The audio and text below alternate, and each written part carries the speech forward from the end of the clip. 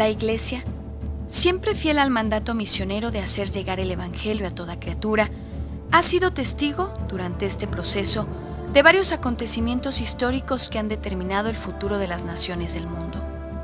Un hecho importante, sin duda, fue el descubrimiento casual a finales del siglo XV por Cristóbal Colón del continente americano, quien, aunque fracasó en su idea original de abrir una nueva ruta comercial entre Europa y Asia, abrió algo más importante, un nuevo mundo, que en los años siguientes sería explorado por navegantes, misioneros y soldados de España y Portugal, incorporando un vasto imperio a la civilización occidental y modificando profundamente las condiciones políticas y económicas del viejo continente.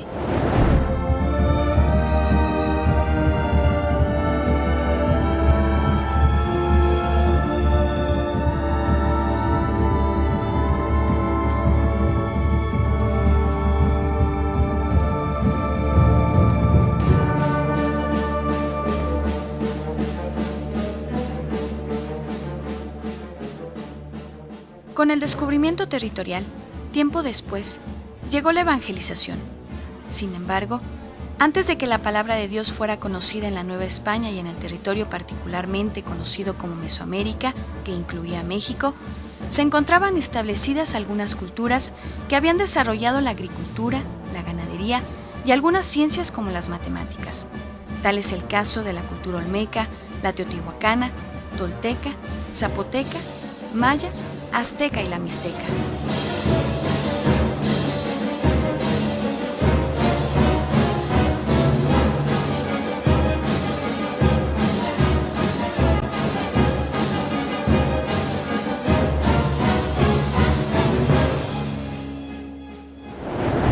La historia nos refiere que en buena parte del territorio nacional y parte de Centroamérica había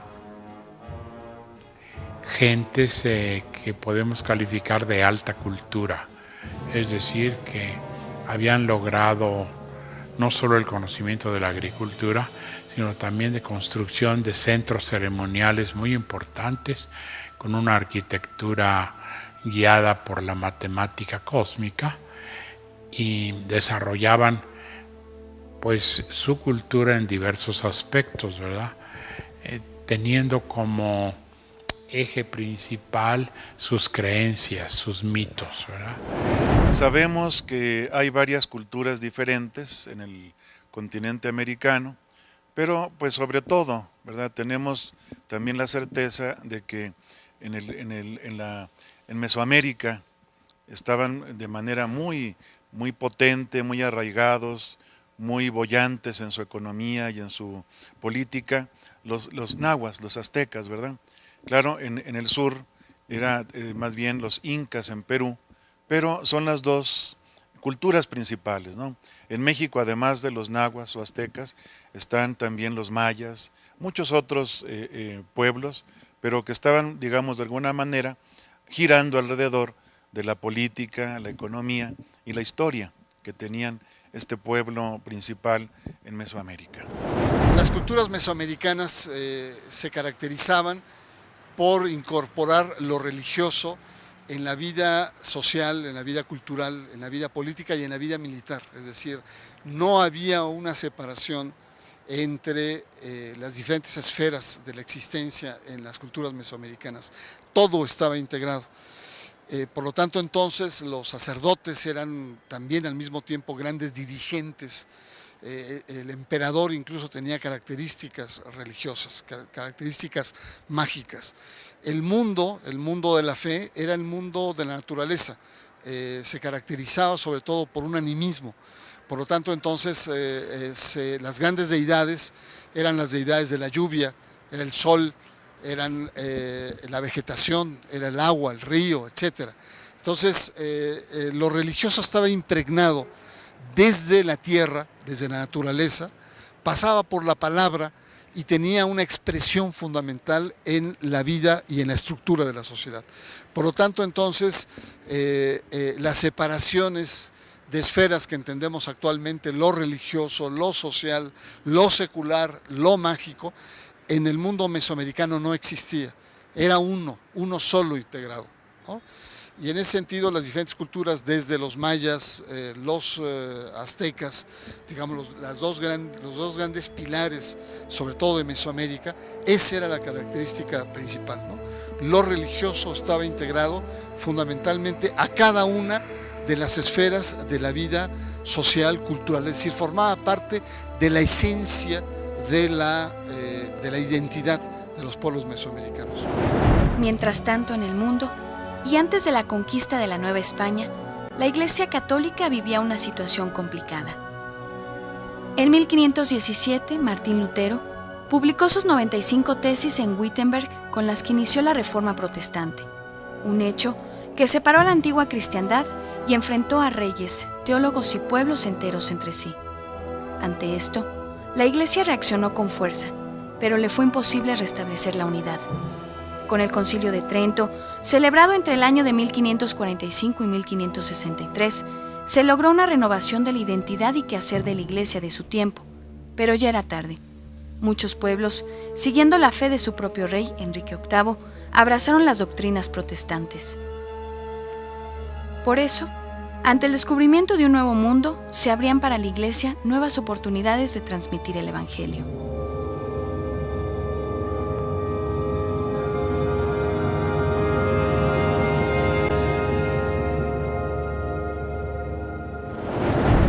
Antes de la llegada de los europeos a estas tierras, las culturas mesoamericanas ya habían desarrollado todo un mosaico de lenguas, siendo el náhuatl el más hablado y representativo, pues la cultura azteca, al extender su poderío, fue propagando su lengua en estos territorios. Entre algunas otras, se pueden encontrar el otomí, el huasteco, el totonaco, el maya, el xontal, el mixteco y el zapoteco. Bueno, pues lingüísticamente hablando se tiene referencia de que cuando llegaron los españoles había aproximadamente unas 200 lenguas, un poquito más de 200 lenguas, propagadas desde el sur de Estados Unidos hasta el sur de México, y la lengua náhuatl junto con la lengua purépecha y el maya actuaban como lenguas francas, sobre todo la lengua náhuatl o mexicana, como se le conocía, porque, bueno, pues por razones obvias de conquista, de importancia del Imperio Mexica, pues había propagado su lengua a lo largo del territorio mexicano. Actualmente, de esas 200 lenguas, nos quedan 68 lenguas, afortunadamente todavía hay 68 lenguas indígenas, algunas más habladas y otras menos, pero que siguen siendo cultivadas ahora por una literatura indígena importante. Mientras las culturas mesoamericanas progresaban por caminos propios, en el viejo continente, las naciones de España y Portugal buscaban extender sus territorios y mejorar las relaciones comerciales con el continente asiático. Es por eso que en agosto de 1492, Cristóbal Colón, bajo el estandarte de los reyes católicos Fernando e Isabel, soberanos de España, zarpó junto con toda su tripulación del puerto de Palos en busca de nuevas rutas de comercio para llegar a la India. La gente de la Baja Edad Media sí sabía de la redondez de la tierra, ¿verdad? Eso que se conocía desde la época helenística, pero todos los intentos marítimos de los portugueses se hacían en el periplo africano y habían logrado ya entrar por el Cabo de Buena Esperanza hacia el Océano Índico, y se sabía, pues, por los viajes de Marco Polo, que había rutas de acceso a Asia por el mar. Pero Colón, que había aprendido a navegar con los portugueses, quería llegar a Asia, al Catay, que llamaban ellos, lo que hoy sería China, ¿verdad? Y Zipango, que sería el Japón. Quería llegar navegando por el occidente, en un absoluto desconocimiento del Océano Pacífico y del continente americano. Entonces Colón llega a las islas, pero pues él está persuadido de que es Asia, ¿verdad? Y él hasta que murió lo defendió, ¿verdad? Ya años después, con las investigaciones que se hicieron, pues se concluyó que esto era otra cosa, ¿verdad? Y ya luego se descubrió el Pacífico también, pero, o sea, era una incógnita todo este continente.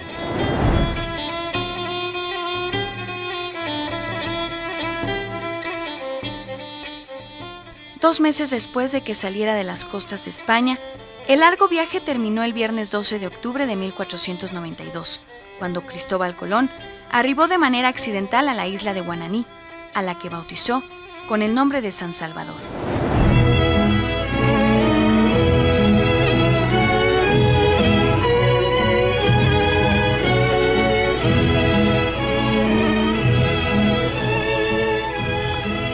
Dios eterno y todopoderoso, que tu imagen sea glorificada, porque has permitido que el último de tus esclavos dé a conocer tu sagrado nombre en esta mitad de tu imperio, ignorado hasta hoy de los hombres.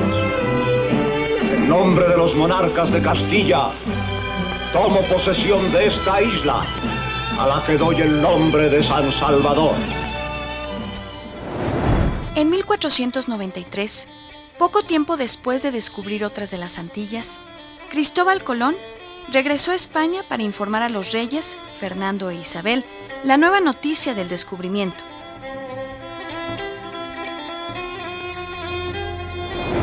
Fue así como Cristóbal Colón realizó 3 viajes más a lo que posteriormente se conocería como América, aunque él moriría convencido de haber llegado a otra parte de India.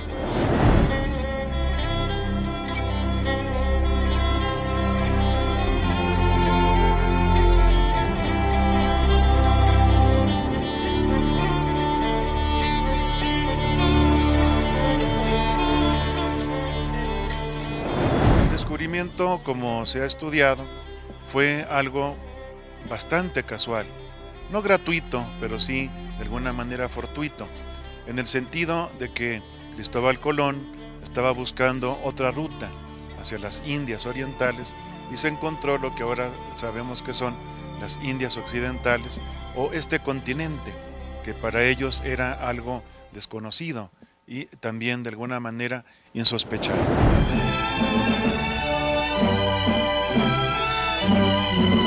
Habitantes de esta tierra firme, fijaos en este sagrado madero, en este símbolo. Es la cruz en que murió por vosotros y por la humanidad entera el Hijo de Dios. Aquí quedará,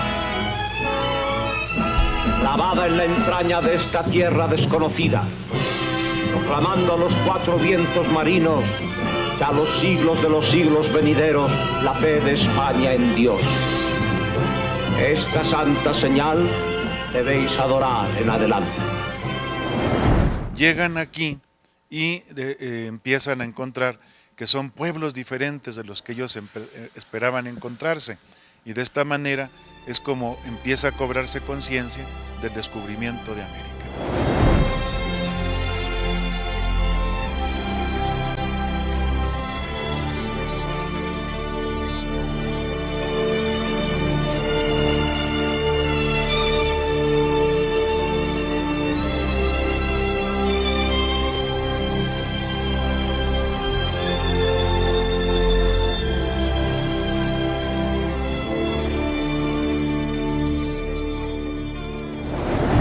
Fue como una eclosión de sorpresa, de aventurerismo, ¿verdad? Entonces muchas gentes se alistaron para las exploraciones y las conquistas, ¿verdad? Ávidos de riquezas y de honores, etcétera, ¿verdad? Según la época, bajo todavía el régimen monárquico, ¿verdad? Y había un celo muy grande por la corona de Castilla, cuya reina había favorecido a Colón para hacer casi exclusivo del reino de Castilla todo este botín nuevo, ¿verdad? Y va a haber un conflicto muy grave con Portugal, que había iniciado las exploraciones oceánicas por la posesión de las nuevas tierras. Incluso hubo una guerra entre Portugal y Castilla que va a dirimir el Papa, ¿no? Y que se reparte en el mundo, y pues vamos a decir que siempre con la incógnita de qué hay más allá, ¿verdad? Pero con una mentalidad vamos a decir, regalista por una parte y de conquista por otra.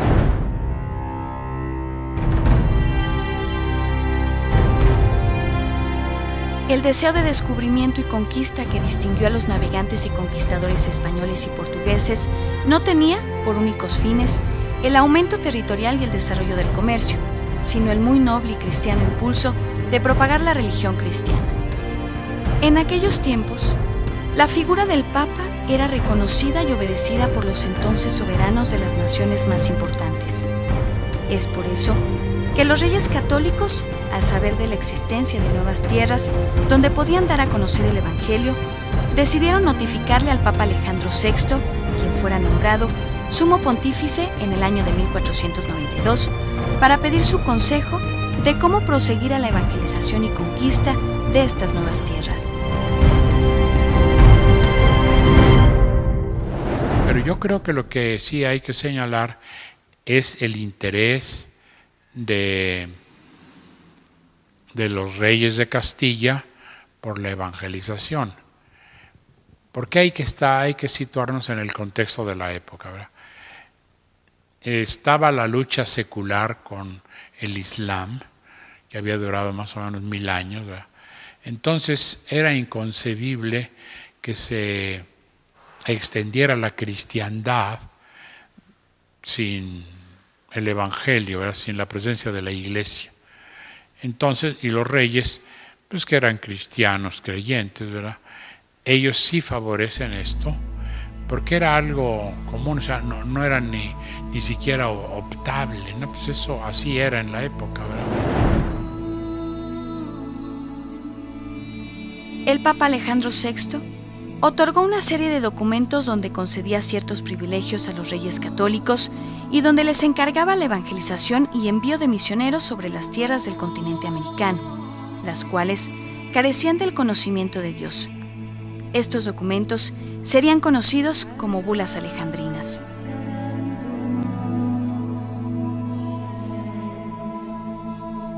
De manera general, estas bulas, otorgadas a los reyes de España, establecían el derecho a conquistar América y la obligación de cuidar el progreso de la Iglesia en los nuevos territorios, así como la evangelización y el envío de los misioneros y la repartición de los territorios que le corresponderían a España y Portugal.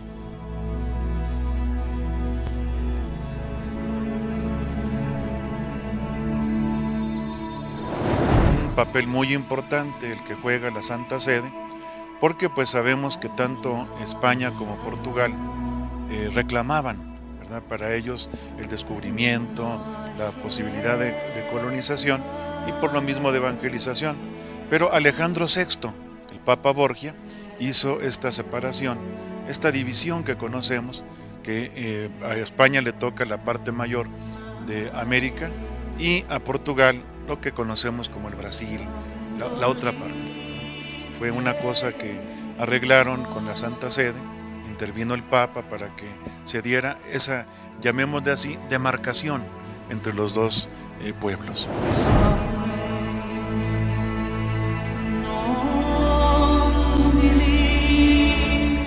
Un cuidado, una preocupación que le tocaba al sumo pontífice era la instrucción religiosa de estos nuevos pueblos, ¿verdad? Entonces, él pide, ya desde entonces, es algo como que no únicamente vean los españoles o quienes les toque la colonización lo que pueda ser de provecho para ellos, sino también el cuidado que deben de tener, lo especifican las dos bulas, para dar evangelización, o sea, instrucción religiosa a los que van a tener a su cuidado.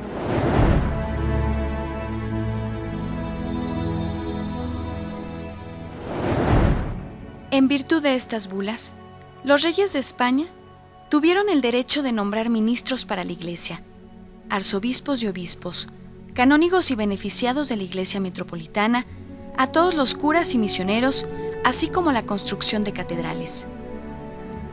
El Papa Adriano VI, a través de la bula Omnímoda, en el año de 1522, solicita el envío de misioneros a territorios americanos y a quienes dota de grandes facultades.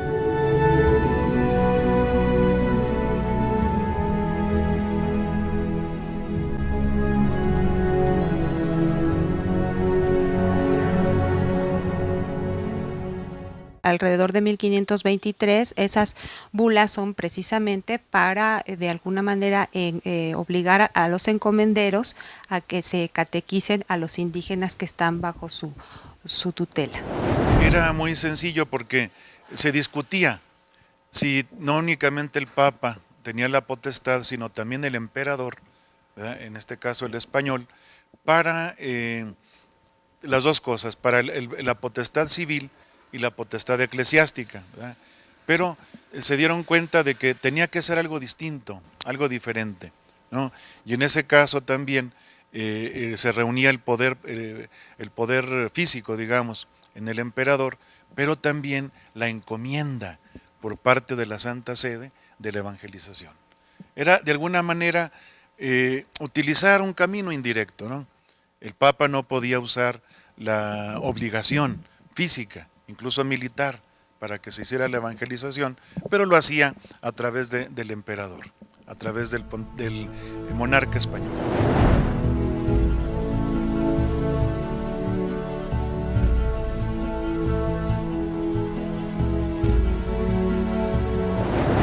Era el año de 1517 y en Europa Central, la Iglesia Católica sufría fuertes e importantes percances. Con el surgimiento del movimiento reformador, liderado por el monje alemán Martín Lutero, quien mediante la publicación de 95 tesis hacía fuertes críticas a la Iglesia. Estas fueron colocadas en la Catedral de Wittenberg. Debido al surgimiento de la imprenta, estas tesis se difundieron pronto por varios países europeos, afectando de manera significativa la credibilidad, unión y fuerza que tenía la Iglesia Católica, dando lugar a nuevos movimientos políticos, económicos y sociales. De tal forma, surgió una nueva religión conocida como protestantismo.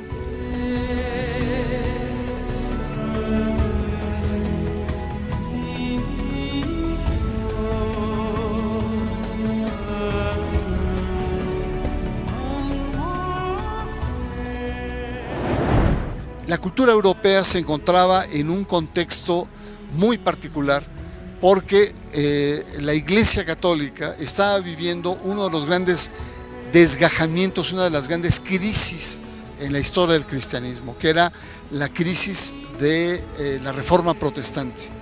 Por lo tanto, lo católico venía muy remarcado, es decir, la identidad católica venía muy fuerte, ¿no? Y uno lo ve en lo que se llama el movimiento del barroquismo. Era un catolicismo barroco, un catolicismo recargado donde la identidad católica estaba muy fuertemente delineada.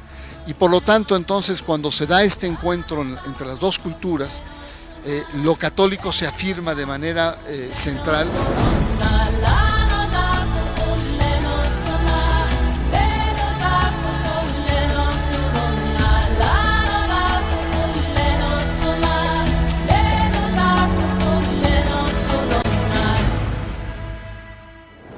La lectura que tenían es: Europa estaba en decadencia, había pestes, había guerras, había intrigas, la Iglesia estaba metida en una serie de grandes intereses en el siglo XVI, luchando también casi militarmente contra los protestantes, y la oportunidad de encontrar en el Nuevo Mundo una verdadera oportunidad de reconstruir la fe en Cristo. Muchos misioneros, sobre todo franciscanos, la tuvieron. Y entonces encontramos cómo veían a los propios mesoamericanos como hombres casi puros, inocentes, en el cual la palabra de Dios podría entrar.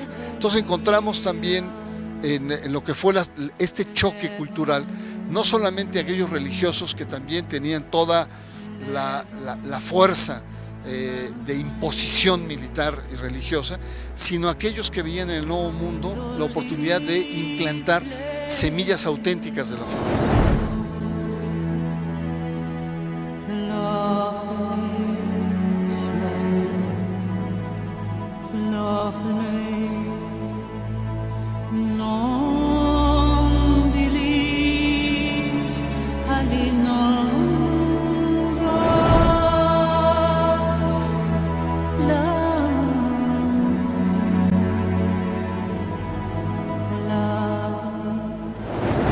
En el año de 1518, por órdenes del primer gobernador de la isla de Cuba, Diego Velázquez de Cuéllar, el conquistador Hernán Cortés llegó a Tenochtitlán, acompañado por Fray Bartolomé de Olmedo y el clérigo Juan Díaz, quienes se dedicaron principalmente a la cura pastoral de los expedicionarios.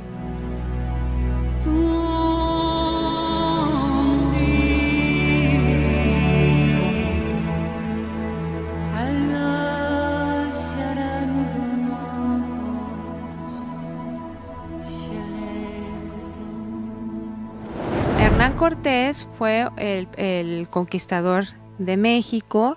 Él estudió en la Universidad de Salamanca, hasta donde tengo yo noticias, extremeño, que llega a un hombre profundamente religioso, que va a llegar a tener una gran empatía, sobre todo con los franciscanos, y que va a hacer todo lo posible por apoyarlos en su trabajo de conversión. Nada podrá llenar más de gozo mi corazón que complaceros, Fray Pedro de Gante. Y a vos, Fray Toribio de Benavente. Bueno, Hernán Cortés es un personaje muy, vamos a decir, prototípico, icónico, ¿verdad?, de la época esta del Renacimiento, que como yo comentaba, está guiado por una voluntad admirable realmente, ¿no?, de conquista. Y él viene del Reino de Castilla, a donde han estado luchando durante siglos en contra de la ocupación de los moros, y precisamente en la época de Cortés es cuando los reyes católicos, básicamente doña Isabel, logra expulsar a los moros de la península ibérica, y es gente habituada al combate, ¿verdad?, a lograr las cosas por las armas, ¿verdad? Y Cortés, por otra parte, junto con su gran ambición, ¿verdad?, es un hombre talentoso políticamente, que sabe manejar las cosas para sacudirse la tutela del gobernador Velázquez de Cuba, a cuyo servicio estaba, independizarse invocando el municipio libre, que estaba vigente en la tradición de Castilla, fundar el municipio de la Veracruz, y ya siendo nada más dependiente del rey, pues lanzarse al continente, ¿no?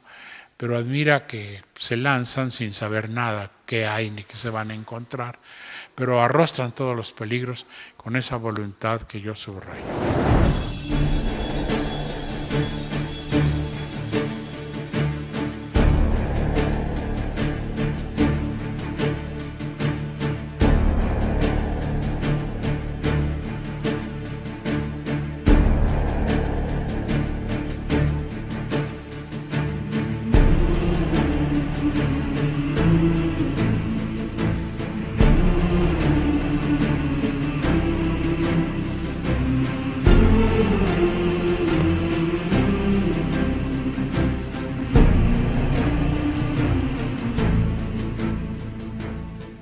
Hernán Cortés arribó a Veracruz con 508 soldados y estandartes bordados con la señal de la cruz y con la inscripción: amigos, sigamos a la cruz, y si tenemos fe de verdad en esta señal, venceremos.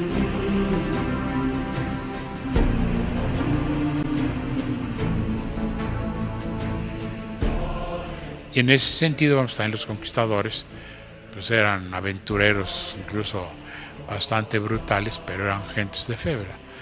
Y el estandarte de Cortés mismo lo dice, ¿verdad? No es porque Hernán Cortés hubiera querido ser muy religioso y llamar a que vinieran los misioneros, es que sabía muy bien que la propagación de una cultura europea era fundamentalmente la identidad católica, la identidad cristiana.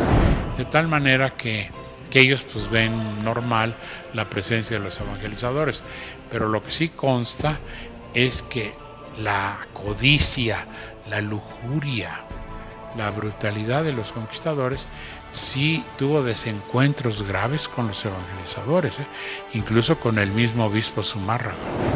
Y por lo tanto entonces no solamente bastaba con la imposición de las armas, sino para poder convertir a la población, evidentemente que tenía que entrar el componente identitario católico, ¿no? No así como hacían los romanos.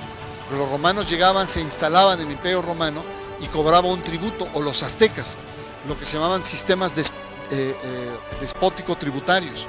Es decir, a mí no me interesaba tu religión, o qué es lo que pensaras, o qué es lo que creyeras. Tú vente acá con tu tributo, ¿no? Y yo podría soportar o tolerar el tipo de organización social. El tipo de la conquista no fue así. Sin embargo, Fray Bartolomé de Olmedo, quien al llegar en primera instancia al puerto de San Juan de Ulúa, no solo fue un acompañante de Cortés, sino que en muchas ocasiones fungió como orientador del conquistador, exhortándolo a moderarse en la destrucción de algunos templos dirigidos a las antiguas deidades mesoamericanas.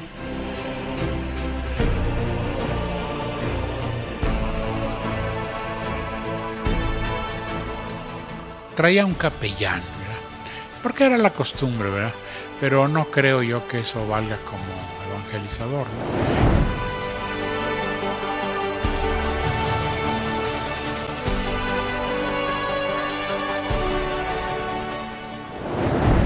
Este mercedario, Olmedo, ¿verdad? Bueno, pues es como el capellán militar de la hueste, ¿verdad? Pero realmente no hay una trascendencia, ¿no?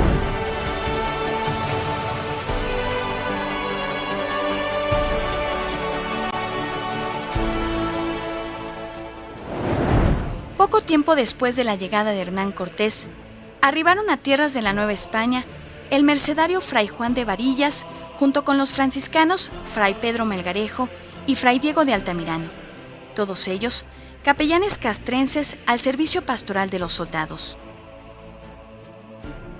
En el mes de agosto de 1521, Hernán Cortés conquista Tenochtitlán, dando inicio a la época conocida como la Colonia, en donde el territorio se mantuvo bajo el yugo de España durante casi 300 años, no solo logrando la apropiación de territorio, sino también dando pie a una nueva etapa en la historia de la Iglesia y de México.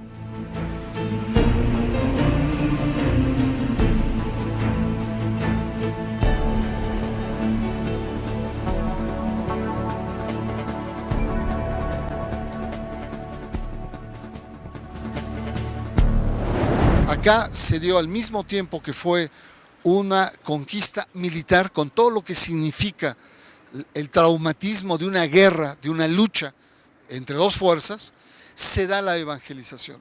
Por eso muchos hablan de que se da la espada y la cruz. Son dos componentes que no pueden ser, digamos, aislados. Capitán Gonzalo de Sandoval, id por tierra y poned cerco a los barrios que conducen a la Tenochtitlán. Y si os estorban los teocalis, derrubad. Por lo tanto, entonces la evangelización trae este componente de lucha militar, de imposición militar, de una derrota traumática para el pueblo que es vencido y una especie como de triunfalismo, muchas veces exagerado, para aquellos que triunfan. Y fue un triunfo muy traumático, porque en realidad no fue un gran ejército europeo que se enfrenta a un gran ejército mexica. En realidad es un pequeño ejército que invade, que conquista y que utiliza las grandes contradicciones del imperio mexica para doblegarlo. El factor que quizá nos ilumine mucho es la voluntad que va a haber tanto de los conquistadores como de los evangelizadores por hacer tanto una conquista material como una conquista espiritual de todo esto. El celo propagador de la fe católica de Hernán Cortés lo hizo ver la fuerte necesidad de evangelizar a los indígenas para que aprendieran a amar y a vivir bajo los preceptos del Evangelio. Analizando esta situación, Hernán Cortés, en la cuarta carta de relación, dirigida a Carlos V, con fecha del 15 de octubre de 1524 en México, solicita al emperador le mande proveer de personas religiosas de buena vida y ejemplo para la conversión de los infieles. Sin embargo, desconocía que mientras él emitía dicho documento, la primera misión franciscana, compuesta por 3 religiosos, había arribado a la Nueva España. La conquista fue el avasallamiento absoluto. Por lo tanto, Cortés y los demás, los virreyes, etcétera, siempre pedían más gente.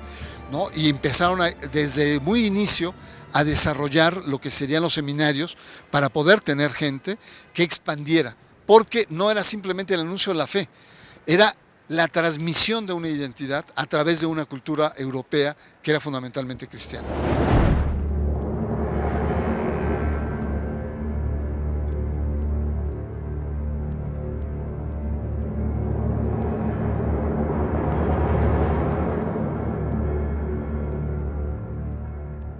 En 1523, llegan a la Nueva España 3 franciscanos de nacionalidad flamenca, Fray Juan de Ahora y el sacerdote Fray Juan de Tecto, quien era confesor de Carlos V. Estos 2 frailes partieron con Cortés a la expedición en Higueras, donde fallecieron más tarde. Junto con ellos, llegó el lego Pedro de Gante, quien tendría una larga vida, muriendo a los 90 años de edad en la Nueva España.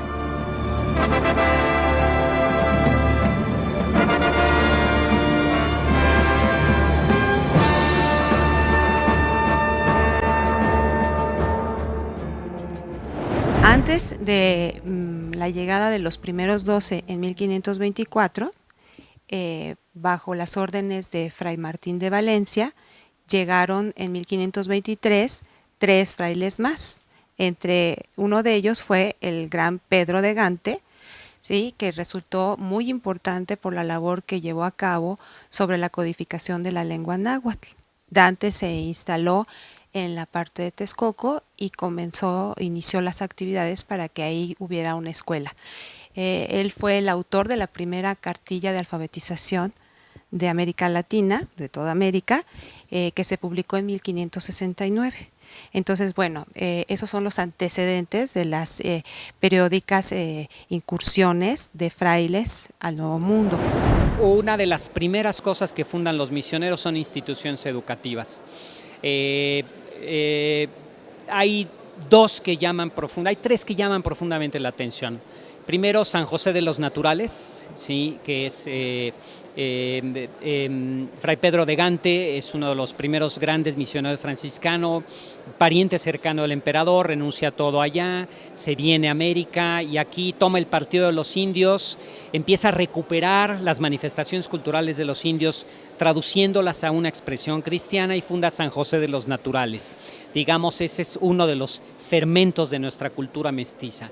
El segundo es Santa Cruz de Tlatelolco, que es fundado también por los franciscanos y tenía por objetivo ya no esta educación más popular de San José de los Naturales, sino la educación que llamaríamos hoy en día de altísimo nivel.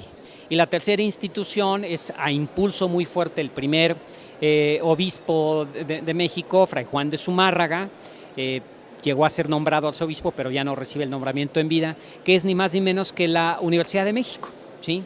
Fray Juan de Zumárraga impulsa muchísimo, pide mucho a España, pide al emperador Carlos V la necesidad de que una ciudad como la Ciudad de México, llamada a ser cabeza en estas Indias occidentales, tenía que contar con su universidad, de suerte que para 1551 tenemos la primera, ya prácticamente la fundación de la universidad, y empezó a funcionar en 1554. No podemos hablar de una sola percepción.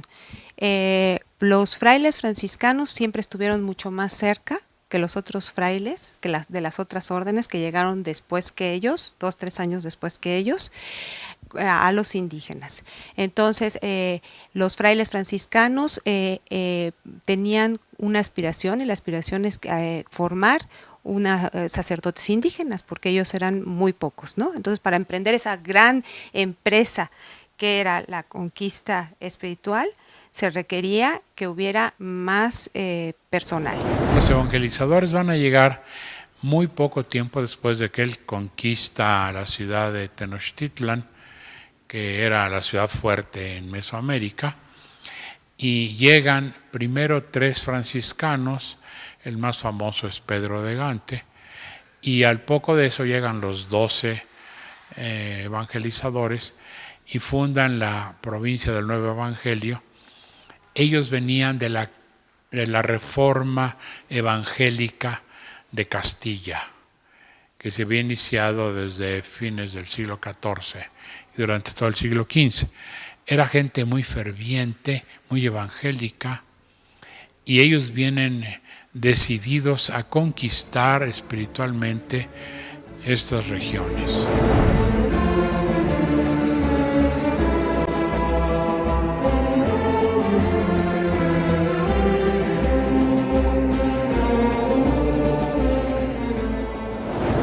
El emperador Carlos V, al ver que su reinado en la Nueva España era cada vez más extenso y fuerte, decidió conformar el Consejo de Indias, en donde se veían los asuntos relacionados con las cuestiones territoriales, económicas y religiosas. Es por eso que funda el 1 de agosto de 1524 este órgano, creado para controlar las posesiones de la corona española en la colonia. Cuando comienza la presencia de España en estas tierras, hay, por supuesto, en el interés de España, pues la parte, digamos, de los recursos naturales, de un nuevo país con mucha riqueza en muchos aspectos, pero la Iglesia llega a través de los misioneros. Después de la conquista, llegaron en el mes de mayo de 1524 los 12 apóstoles franciscanos, con quienes inicia metódicamente la evangelización en la Nueva España, quienes marcarán el principio de la evangelización sujeta a orden y método.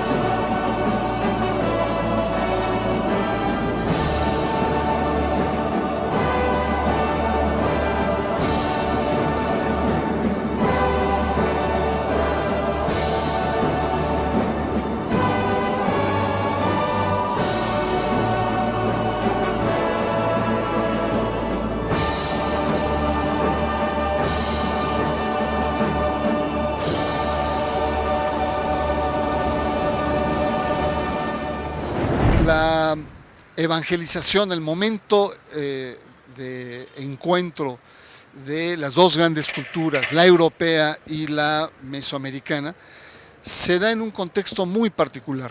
Se da el momento de apogeo, sobre todo de la cultura mexica, que era predominante en la meseta, no solamente en la náhuatl, sino se extendía a diferentes regiones del norte y del sur de lo que era lo que hoy es México. Y son precisamente los misioneros los que van a ir conformando una nueva cultura, porque hay que recordar que en los primeros tiempos de esta presencia, es decir, casi todo un siglo, el siglo XVI y un poco el XVII, los misioneros lo primero que hicieron fue aprender las lenguas de los indígenas, fue preparar catecismos en las distintas lenguas que todavía tenemos. Los evangelizadores, llenos de buena voluntad, incluso de santidad, ellos no veían que el método podría ser inculturar la fe, no, era establecer la fe cristiana, vamos a decir occidental, ¿verdad? Y hay un documento que se conserva en el Archivo Vaticano sobre el diálogo de los Tlamatinime, que eran los sabios nahuas, con los franciscanos, a donde se refiere con frases realmente muy hondas y dramáticas.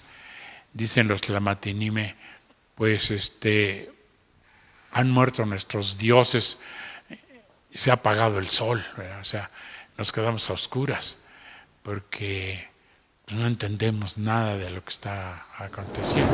Fue un choque muy fuerte, porque se encontraron con una cultura muy diferente, ¿verdad? Una cultura incluso que los escandalizaba, porque llamaban crímenes contra la humanidad esto de la antropofagia o los sacrificios humanos, ¿verdad? Eran cosas que les escandalizaba mucho, porque recordemos que en ese entonces estaba el humanismo en el Renacimiento en Europa.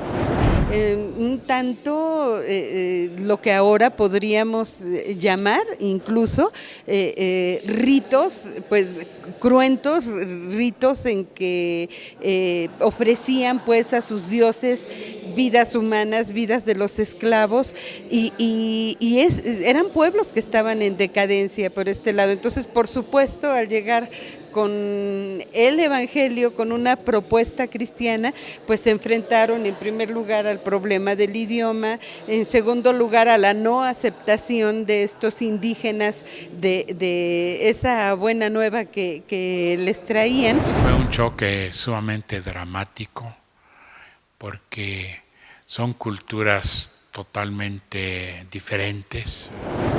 Finalmente también hubo agresión pues por parte de estos indígenas. Llegó el momento en que algunos de ellos no veían que pudiera haber ningún fruto porque estaban aferrados a sus creencias y estaban aferrados a su cultura. Y se pueden decir dos cosas así genéricas. Los conquistadores, ya lo he indicado, tuvieron un choque violento de armas, ¿verdad? De codicia de poder, etcétera, y de riquezas, de despojo de los indígenas, y luego el choque cultural de los evangelizadores, que evidentemente ellos traían la mentalidad de cristiandad, es decir, no se concebía todavía lo que años muy posteriores se va a conocer como inculturar la fe. Esa es una categoría posterior, ¿verdad?, en la historia. Los 12 misioneros franciscanos que llegaron a la Nueva España, enviados por el Padre como verdaderos discípulos de Jesús, fueron quienes realizaron de manera intensa la primera evangelización de México, con el deseo de que el nuevo continente conociera la única verdad, que llenó de luz y esperanza a un pueblo que desconocía la buena nueva. Ellos fueron los encargados de sembrar las semillas de la fe, quienes por su increíble celo apostólico y que a pesar de las dificultades a las que tuvieron que hacer frente, marcaron el nuevo rumbo de la historia de México. Ayudemos al Papa con las misiones.